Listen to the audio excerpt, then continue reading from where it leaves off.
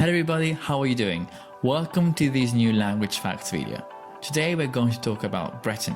It is a Celtic language of the southwestern Brittonic branch spoken in Brittany, France. But how come that Celtic language is spoken there and why its name is related to Britain? Well, this language was in fact brought from Great Britain to Armorica, the ancient name of the coastal region that includes Britain today, by the migrating Britons during the early Middle Ages. They also went to Galicia in Spain. This language has been through difficult times. During the 9th century, it was the language of the upper class in Lower Brittany, but in the 12th century it became a language of commoners, whereas the bourgeoisie adopted French.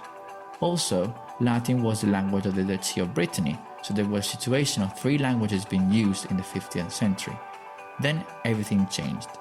Since the 19th century, the French government has attempted to stamp out minority languages in state schools in an effort to build a national culture. Teachers humiliated students for using their original languages, and it went on until 60 years ago.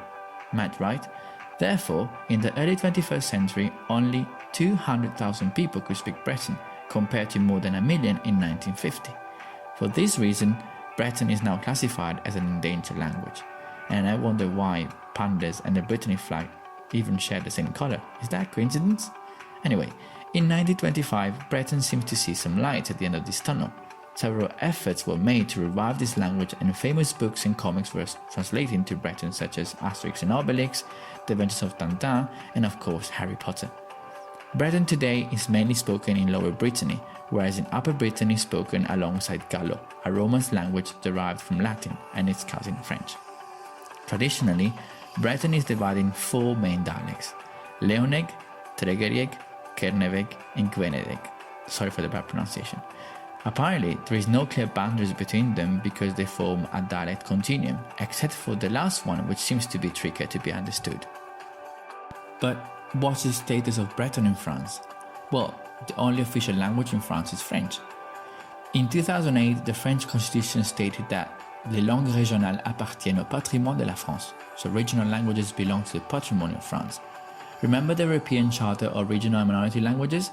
Well, it was signed by France in 1999, but the Senate rejected a draft constitutional law ratifying it in 2015. However, in 1997, the French government considered to create bilingual schools called Diwan. They gained fame owing for their high level of results in school exam, but this institution do not receive any funding from the national government. So, does the government want people to learn this language or not? Anyway, 2 years ago, the number of students enrolled in these schools reached almost 20,000, only 2% of the pupils in this region. Now, let's have a look at Breton features. Breton has 11 vowels divided into short and long, like in Latin, and they can all be nasalized, like in French, normally when there is an N after them or with an accent on them. The R pronunciation can vary of dialects. It can sound like the R in French or like the R in Spanish or Italian. Breton grammar is similar to other Celtic languages. Verbs can express grammatical aspects such as the distinction between progressive and habitual action.